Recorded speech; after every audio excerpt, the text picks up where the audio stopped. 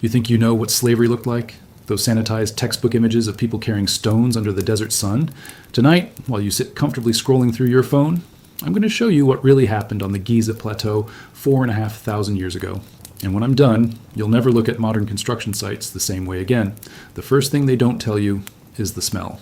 Imagine 30,000 unwashed bodies working under the Egyptian sun, mixed with rotting fish paste they fed the workers, human waste that had nowhere to go, and the metallic stench of blood from countless accidents. That smell clung to everything. The limestone blocks, the wooden tools, even the bread they ate. It was the perfume of human desperation. But here's what really happened when dawn broke over the Nile. The overseers didn't just wake you up. They dragged you from whatever hole you'd collapsed in the night before. Your body wasn't your own anymore. Every muscle, every bone, every drop of sweat belonged to the pharaoh's vision of immortality. You became a living machine, and machines don't complain. The limestone blocks weren't just heavy. For us, they were instruments of psychological torture. Each one weighed between 2 and 15 tons. To put that in perspective, a modern car weighs about 1.5 tons. Imagine strapping 10 cars together and dragging them up a ramp in the scorching heat. Now imagine doing that for 20 years straight, watching your friends die around you, knowing you'd never see home again. The construction wasn't some grand communal effort either. It was a carefully orchestrated system of human degradation. The skilled workers, the ones who actually carved and placed the stones, they looked down on you like you were less than animals. To them, you were expendable flesh, easily replaced when your body finally gave out, and it always gave out. Here's where it gets truly disturbing. The pyramid wasn't built by slaves in the way we imagine slavery, chains and whips and brutal overseers. It was built by a more insidious system.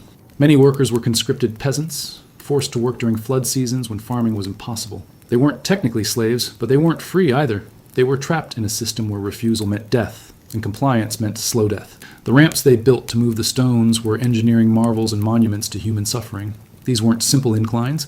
They were complex, zigzagging structures that spiraled around the pyramid as it grew. Workers died building the ramps, died on the ramps, and were buried under the ramps when they collapsed. Their bones became part of the foundation. The most chilling part? The precision. Every angle had to be perfect. Every stone had to fit exactly. One mistake, one miscalculation, and entire sections had to be torn down and rebuilt. The human cost of perfection was measured in lives. For every stone that sits perfectly in place today, countless workers paid with their bodies, their sanity, their families. The food they gave you was designed to keep you alive, nothing more. Bread mixed with sand that wore down your teeth. Beer so weak it was basically flavored water, and occasionally some fish or onions if you were lucky. Your body slowly consumed itself, muscle turning to sinew, fat disappearing until you were nothing but skin stretched over bones that ached with every movement. Sleep was a luxury you earned through exhaustion. When your body finally collapsed, you didn't choose where to rest. You fell where you stood, on the sand, on the stones, pressed against other workers in whatever shelter you could find. Privacy was a concept that didn't exist.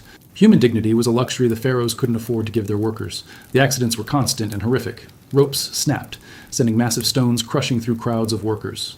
Ramps collapsed, burying dozens alive. The desert sun caused heat stroke that killed strong men in minutes. Infections from cuts and scrapes turned deadly in the filthy conditions. Death wasn't the exception. It was the working condition. But here's what haunts me most about studying these records. The workers weren't just building a tomb. They were building their own memorial. Every stone they placed, every drop of blood they shed, every life they lost was creating something that would outlast them by thousands of years. They built their own gravestone, and they knew it. The pyramid stands today as a testament to human achievement. But it's also a monument to human cost. Every tourist who marvels at its precision, every scholar who studies its construction, every photographer who captures its majesty, they're all standing on a mass grave of forgotten workers whose names we'll never know. But this story, it didn't end with the last stone placed on the pyramid's peak. And the next time you see a skyscraper being built, a highway being paved, any massive construction project, remember the workers of Giza. Remember how little has changed about the relationship between human ambition and human cost. Remember that behind every wonder of the world, there's a shadow of suffering we'd prefer not to see. You want to know what really broke these workers? It wasn't the physical labor. Human beings can endure incredible physical punishment when they have hope, when they have purpose, when they believe their suffering serves something greater than themselves. But hope was the first casualty on the Giza Plateau. Let me tell you about the hierarchy of despair they created. At the bottom were the stone haulers, men whose only job was to drag blocks from the quarry to the construction site. They were considered less valuable than the oxen that worked alongside them. Above them were the ramp builders, then the stone cutters, then the skilled masons. Each level looked down on the one below, creating a system where the oppressed oppressed others. It's a pattern you'll recognize if you look closely at any modern workplace. The psychological warfare was more brutal than any whip. They gave workers names based on their construction crews. Friends of Khufu, drunkards of Menkor. These weren't honors. They were brands, marking you as property of the pharaoh's vision. Your individual identity dissolved into a collective machine designed to serve immortality you'd never share. Here's what the archaeologists found that they don't put in museum displays.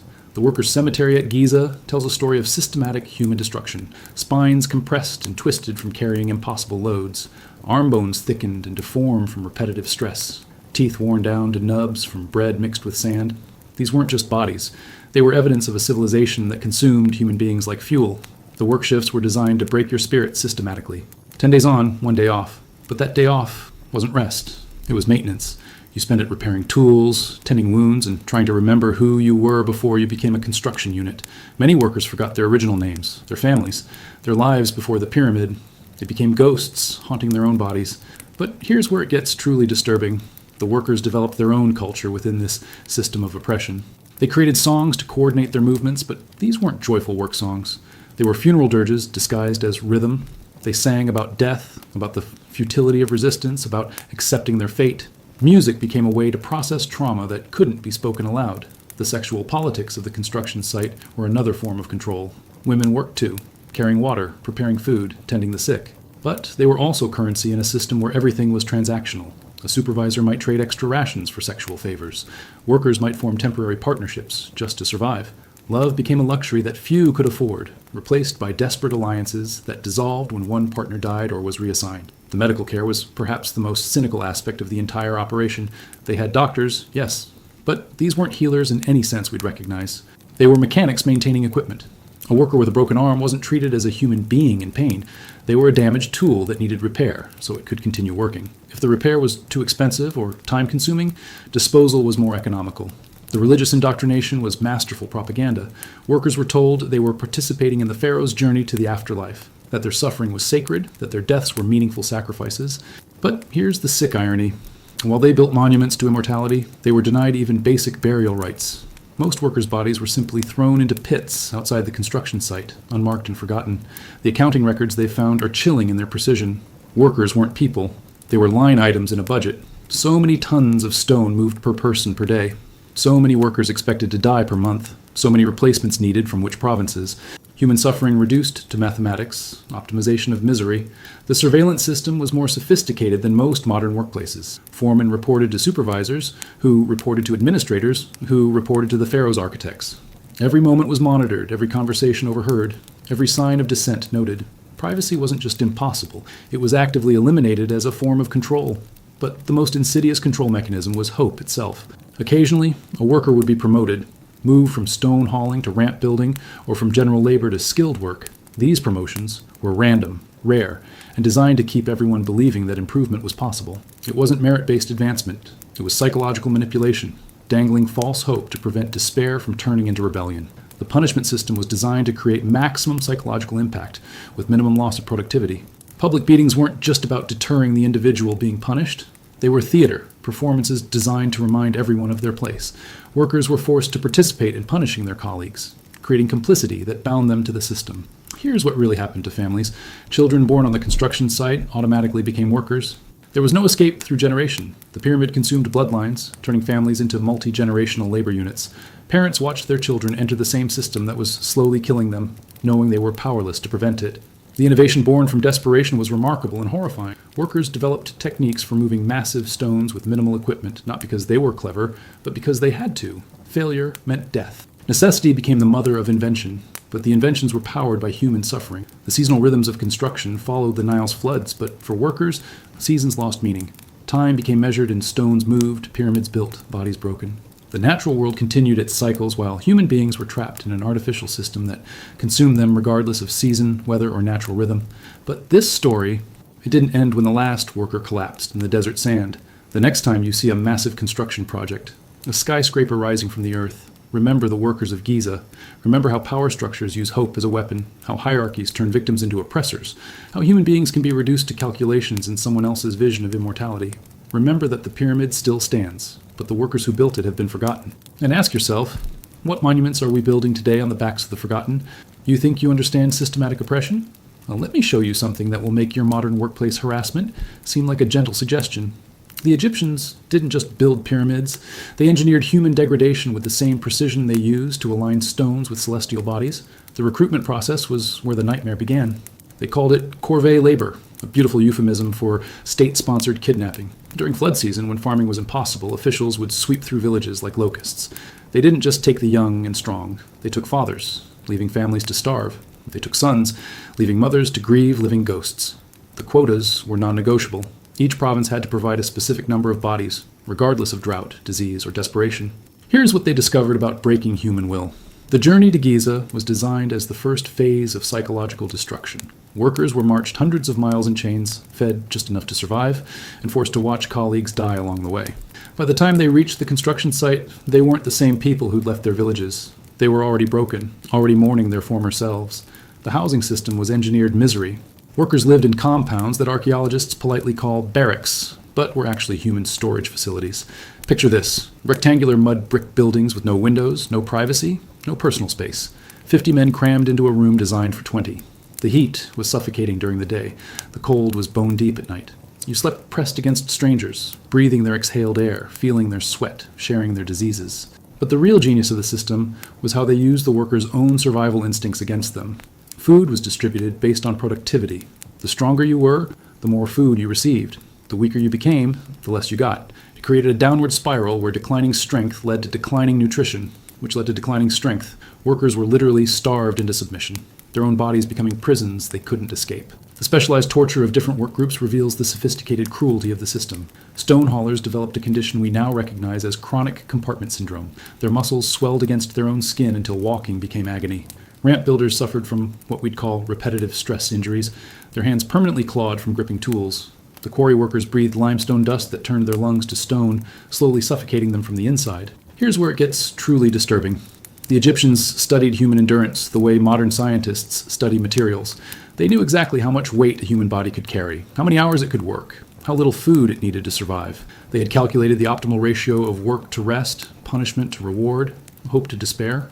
Workers weren't just laborers, they were subjects in a massive experiment in human limitations. The tool system was designed to maintain dependency. Workers weren't allowed to own their tools. Every morning, they were issued equipment that had to be returned every night. A lost tool meant punishment. A broken tool meant reduced rations. This wasn't about preventing rebellion, it was about psychological control. Even the most basic implements of work were owned by the state, reinforcing that workers owned nothing, not even the means of their own labor. The medical experiments hidden in the worker care system are horrifying. Egyptian doctors used construction workers as test subjects for surgical techniques. They practiced bone setting on workers with broken limbs, tested medicines on workers with fevers, experimented with wound treatments on workers with infected cuts. The workers became unwilling participants in advancing medical knowledge that would primarily benefit the elite. The sexual exploitation was systematic and calculated. Female workers weren't just laborers. They were breeding stock for the next generation of workers. Pregnancies were tracked, births were recorded, and children were automatically enrolled in the labor system. Sexual assault wasn't just tolerated, it was encouraged as a method of population control. The state had a vested interest in producing workers who knew no other life than service to the pharaoh. The religious manipulation reached levels that would make modern cult leaders envious. Workers were told they were participating in cosmic order, that their suffering was necessary for universal balance. They were given festivals and ceremonies that celebrated their sacrifice while reinforcing their subservience. The gods themselves, they were told, demanded their service. Resistance wasn't just rebellion against the pharaoh, it was blasphemy against the divine order. Here's what the papyrus records reveal about the accounting of human misery. The Egyptians tracked worker mortality rates the way we track stock prices. They calculated expected deaths per project phase, planned for replacement workers, and budgeted for disposal of bodies. Human life was reduced to actuarial tables, suffering quantified in administrative documents that survive today in perfect hieroglyphic detail. The punishment innovations were masterpieces of psychological warfare. Public executions weren't random. They were carefully choreographed to maximize trauma. Workers were forced to participate in executions of their colleagues, creating complicity that bound them to the system. The methods were designed to be slow and visible, turning death into a performance that reinforced the power structure. The isolation techniques were more sophisticated than modern solitary confinement. Workers were systematically separated from anyone who might provide emotional support. Families were split up, friends were assigned to different crews, and any sign of personal attachment was disrupted. The goal wasn't just to prevent conspiracy, it was to create emotional dependency on the system itself. The most chilling aspect was the documentation. Egyptian administrators kept detailed records of everything: worker productivity, mortality rates, punishment effectiveness, food consumption, tool usage. These weren't just administrative records, they were data from a massive human experiment. The Egyptians were systematically studying how to optimize human suffering for maximum productivity. But the system's ultimate innovation was making workers complicit in their own oppression. Experienced workers trained new ones, teaching them not just skills but submission. They passed on the rules, the expectations, the acceptance of their fate. The system reproduced itself through its victims, creating a self-perpetuating cycle of degradation. But this story, it didn't end with the completion of the Giza complex. The next time you see employee productivity metrics, workplace surveillance systems, or performance-based compensation, remember the workers of ancient Egypt. Remember how systems of control disguise themselves as necessity, how oppression markets itself as opportunity, how human beings can be reduced to data points in someone else's profit calculation. Remember that the pyramids still stand as monuments to human achievement, but they're also tombstones for forgotten workers whose names were erased from history. And ask yourself, what data are we generating about human suffering today? And who's using it to build their own monuments to power? You want to know what human beings become when death is their daily companion? When survival depends on forgetting everything you once believed about morality, dignity, and hope? Let me take you inside the mind of a pyramid worker after the system has stripped away everything that made them human. The morning ritual wasn't about greeting the sunrise. It was about counting who died in the night. Workers would wake to find colleagues who'd simply stopped breathing beside them. Heart attacks from exhaustion. Infections that turned deadly overnight. Workers who'd given up and willed themselves to die. The living would strip the dead of anything useful, rags, tools, half-eaten bread, before dragging the bodies to the disposal pits. Death became so routine that workers developed a casual efficiency in processing corpses. Here's what they don't tell you about the psychological adaptation to horror. After months of watching friends die, workers stopped forming emotional attachments. They developed what we'd now recognize as dissociative survival mechanism. They'd refer to themselves in third person, talk about their bodies as separate entities, describe their daily experiences as if watching someone else's life. The self that had entered the construction site ceased to exist, replaced by a functional shell designed solely for survival. The trade economy that developed among workers was a marketplace of desperation. Everything had value. A piece of extra bread, a sharper tool, information about which overseers were having bad days. Sexual favors were currency. Protection was a commodity. Even death had a price. Workers would pay others to kill them quickly if they became too injured to work. The system created a microeconomy where human dignity was literally bought and sold. The language evolved to match the reality. Workers developed coded communication, ways to warn each other about dangerous conditions, signal when overseers were approaching, indicate which workers were becoming unreliable. They created new words for concepts that didn't exist in normal human experience. There was a specific term for the moment when someone's eyes went dead but their body kept working. Another for the particular kind of friendship that formed between people who might have to watch each other die. But here's where it gets truly disturbing. The workers who survived longest weren't the strongest or the smartest. They were the ones who learned to find pleasure in the system. They developed what we'd now call Stockholm Syndrome on a massive scale. They began to take pride in their efficiency, to compete with each other for recognition from overseers, to feel genuine satisfaction when they completed difficult tasks. The system had successfully rewired their reward mechanisms to serve its purposes. The sexual dynamics were more complex and disturbing than simple exploitation. Workers formed temporary partnerships that weren't about love or even comfort. They were survival alliances. Two people would pair up to share body heat, watch each other's backs, and provide basic medical care. These relationships were intensely intimate and completely transactional. And when one partner died, or was reassigned, the survivor would immediately begin seeking a new alliance. Emotional attachment was a luxury that could kill you. The hierarchy among workers created its own form of hell. Those who'd been there longest lorded over newcomers with a cruelty that exceeded even the overseers. They'd learned that the only way to feel human was to dehumanize others. New workers weren't just hazed. They were systematically broken down by their own colleagues. The veterans would steal their food, give them misinformation, and abandon them during dangerous tasks. The system had turned victims into perpetrators. The medical care workers provided each other was primitive and brutal. They'd perform amputations with construction tools, cauterize wounds with heated metal, and set bones with wooden splints. But the most disturbing aspect was the triage decisions. Workers learned to evaluate each other's survival chances and allocate care accordingly. A worker with a potentially fatal injury would be left to die so that medicine could be saved for someone with better odds. They became doctors of desperation, making life and death decisions based on productivity calculations. The religious practices that developed were blasphemous perversions of Egyptian spirituality. Workers would pray to the gods for the strength to kill themselves, perform rituals designed to ensure their spirits wouldn't be trapped in the afterlife, serving the pharaoh. They created secret shrines where they'd curse their overseers, beg for the pyramid to collapse, and ask for the courage to commit acts of sabotage. Their faith became a weapon of psychological resistance. The food rituals were ceremonies of degradation. Workers would fight over scraps like animals, but they also developed elaborate protocols for sharing scarce resources. They'd create complex hierarchies determining who ate first, who got the best portions, who was fed when they were too weak to work. These weren't just practical arrangements, they were social structures that maintained some semblance of civilization in conditions designed to destroy it. The sleep patterns were adapted to a world where rest was never safe. Workers learned to sleep in shifts, always keeping some people awake to watch for dangers. They developed techniques for sleeping while standing, for resting while appearing to work, for finding moments of unconsciousness in the brief pauses between tasks. Sleep became a strategic resource that had to be carefully managed and fiercely protected. The communication with the outside world was perhaps the cruelest aspect of the system. Occasionally, workers would receive news from their villages, births, deaths, harvests, festivals.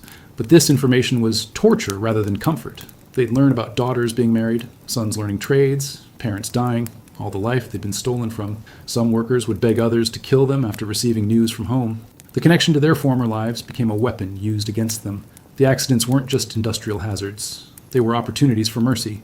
Workers would sometimes position themselves to be accidentally killed by falling stones or collapsing structures. Others would deliberately injure themselves to get assigned to less dangerous tasks. The most experienced workers could engineer accidents that looked natural but were actually suicide attempts. Death became a strategic choice rather than a random occurrence. The innovations born from desperation were remarkable and horrifying. Workers developed techniques for moving massive stones with minimal equipment, not because they were clever, but because failure meant death. They created tools from broken pottery, ropes from human hair, and medicines from whatever plants they could find. Necessity became the mother of invention, but the inventions were powered by human suffering. But this story, it didn't end when the last stone was placed. The next time you see people working in extreme conditions, migrant workers, factory employees, anyone whose labor depends on their willingness to endure what others won't, remember the workers of Giza. Remember how survival can transform human beings into something unrecognizable, how systems of oppression don't just exploit the body but rewire the mind, how the line between victim and perpetrator blurs when everyone is fighting for their life. Remember that the pyramid still stands as a monument to human achievement, but it's also a testament to what human beings will do to each other when power meets desperation. And ask yourself, what are we building today on the backs of people who've learned to find pleasure in their own exploitation? You think the horror ended when the last stone was placed? That's where you're wrong. The pyramid construction didn't just consume individual workers. It poisoned entire bloodlines, infected entire cultures, and created patterns of human exploitation that echo through history like a curse that refuses to break. The children born on the construction sites were the first generation of what we might call systemic trauma survivors. They knew no other reality than servitude, no other relationship than domination and submission. These children didn't just inherit their parents' jobs. They inherited their parents' psychological wounds. They grew up believing that human worth was measured in productivity, that suffering was inevitable, that resistance was futile. The system had successfully bred compliance into the genetic memory of entire families. Here's what the papyrus records reveal about the aftermath. When pyramid construction finally ended, the surviving workers weren't released. They were redistributed. The skills they'd developed, the broken spirits they'd cultivated, the absolute submission they'd learned were too valuable to waste. They were sent to other construction projects, other temples, other monuments to pharaonic power. The pyramid wasn't just a building project.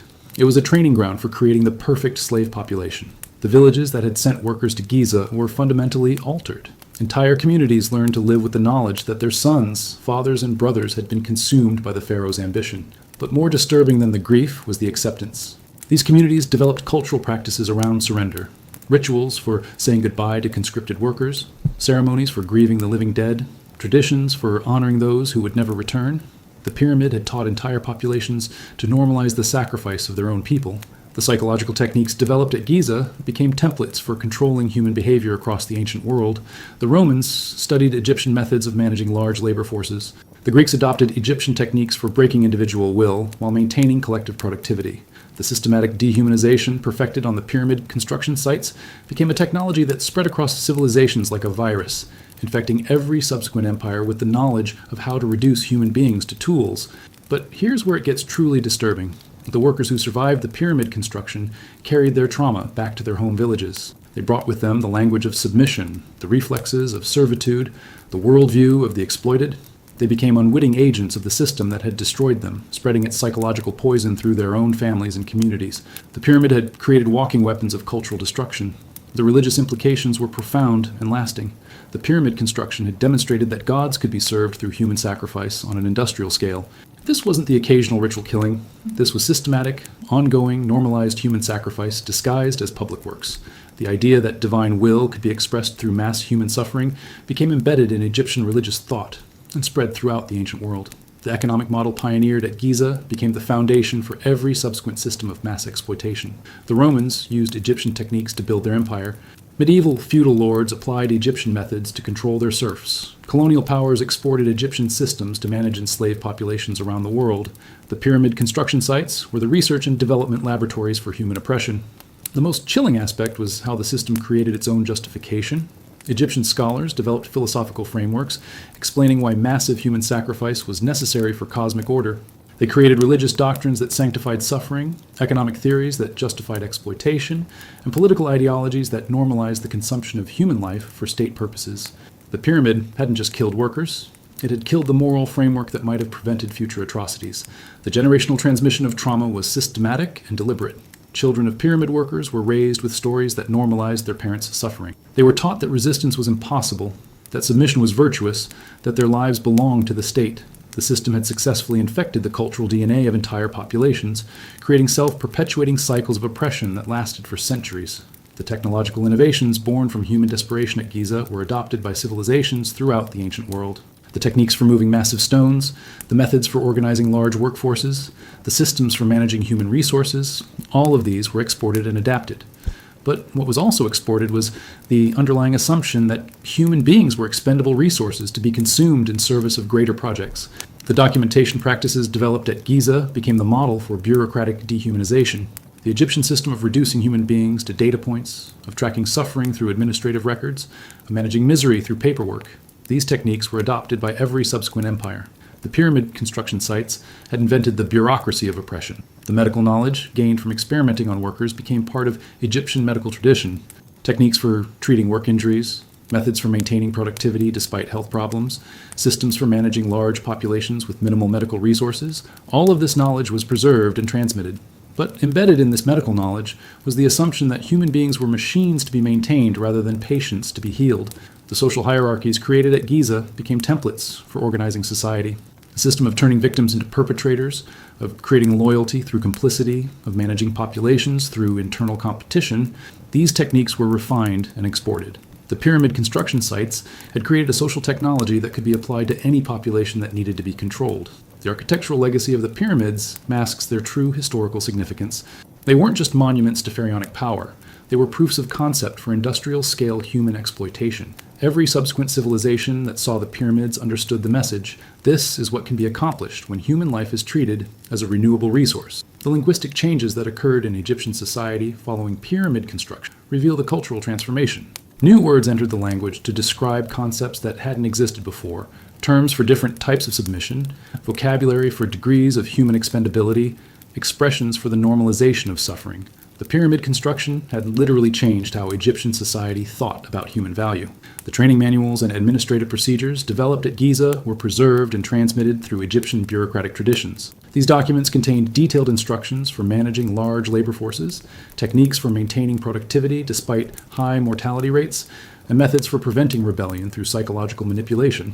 The pyramid construction sites had created a curriculum for systematic oppression. But this story, it didn't end with ancient Egypt. The next time you see massive construction projects in developing countries, migrant workers building stadiums and skyscrapers, or any system that treats human beings as expendable resources, remember the workers of Giza. Remember how methods of exploitation are transmitted across cultures and centuries, how systems of oppression disguise themselves as progress, how the sacrifice of the powerless is normalized in service of the powerful. Remember that the pyramids still stand as monuments to human achievement, but there are also textbooks for anyone who wants to learn how to consume human life on an industrial scale.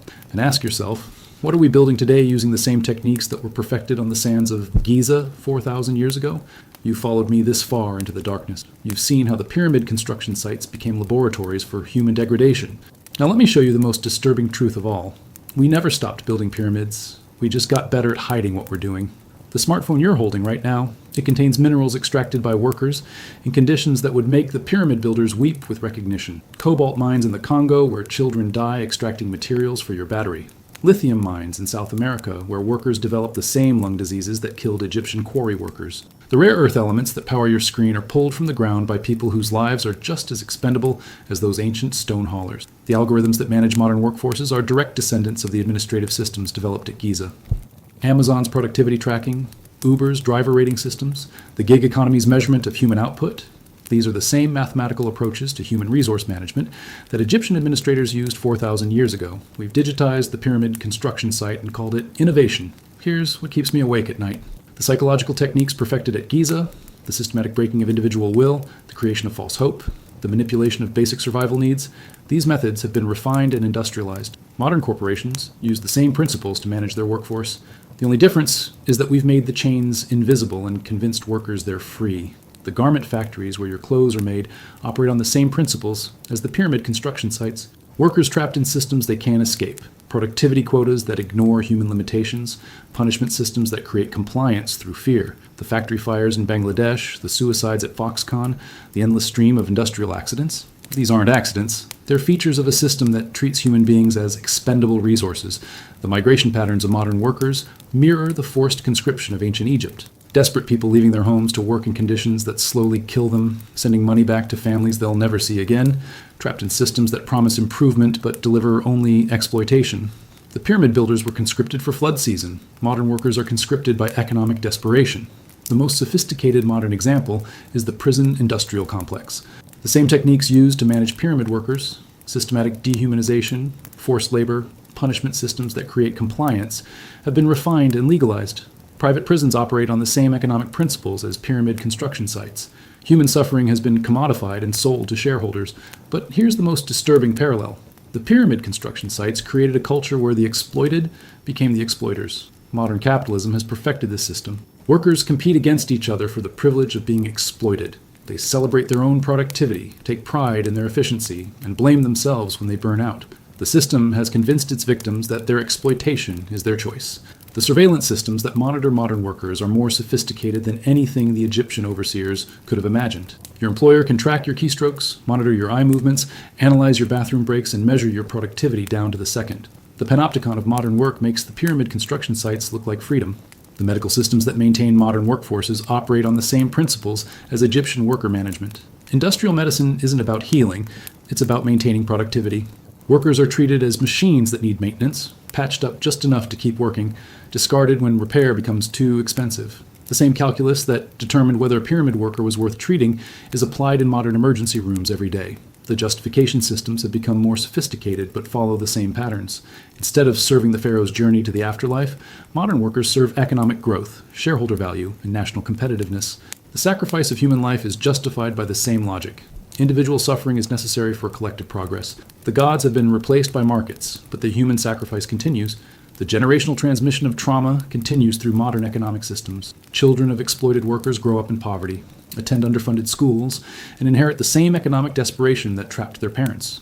The system reproduces itself through its victims, creating new generations of workers who accept exploitation as inevitable. The global supply chains that deliver your food, clothes, and electronics are built on the same principles as the pyramid construction sites. Workers in distant countries suffer and die to provide cheap goods for consumers who never see the human cost. The pyramid builders, at least, knew they were building a monument. Modern workers die anonymously in factories whose products they'll never afford. The technological innovations born from modern desperation mirror the innovations of ancient Egypt. Workers developed techniques for surviving impossible conditions, for maintaining productivity despite physical breakdown, for finding moments of humanity in systems designed to destroy it. But these innovations serve the same purpose. They make exploitation more efficient. The documentation systems that track modern worker suffering are more sophisticated than Egyptian papyrus records. Every workplace injury, every productivity metric, every termination is recorded in databases that analyze human suffering with mathematical precision. The bureaucracy of exploitation has been digitized and automated. Here's what the pyramid construction sites taught the world. Human beings will tolerate incredible suffering if they believe it's temporary, if they have hope for improvement, if they can be convinced that their sacrifice serves a greater purpose. Modern systems have perfected these techniques. Workers accept exploitation because they believe it's their path to something better. The most successful modern corporations understand the lesson of Giza. You don't need whips and chains to control human beings. You just need to control their options. Create systems where resistance is economically impossible, where compliance is rewarded with survival, where the alternative to exploitation is starvation. The pyramid construction sites were crude experiments in human control. Modern capitalism is the refined product.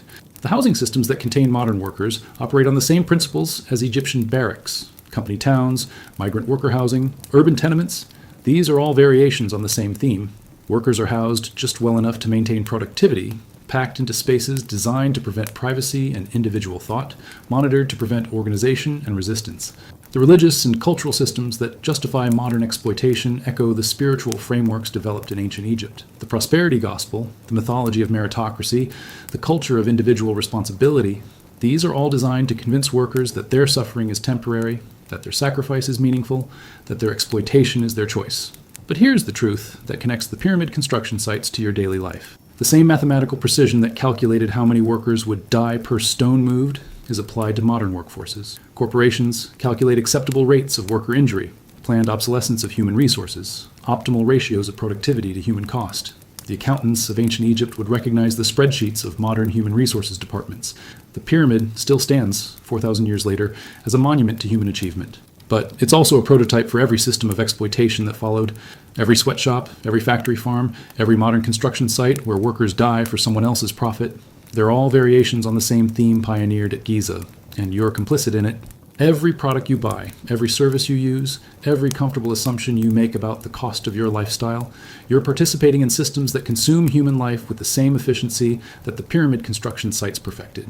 The only difference is that your victims are invisible. They're suffering hidden behind supply chains and corporate structures that ensure you never have to see the human cost of your comfort. The pyramid builders are still with us. They're the migrant workers who die building stadiums for international sporting events. They're the factory workers who jump from buildings rather than endure another day of exploitation. They're the prisoners who work for pennies while corporations profit from their labor. They're the gig workers who can't afford to get sick, can't afford to rest, can't afford to be human. The pyramid construction sites taught us that human beings are expendable resources. We've spent 4,000 years perfecting that lesson. The question isn't whether we've learned from history, it's whether we're brave enough to admit what we've learned and honest enough to acknowledge what we've become. Because the pyramid isn't just a monument to ancient engineering, it's a mirror reflecting the face of modern civilization. And what we see in that reflection should terrify us all.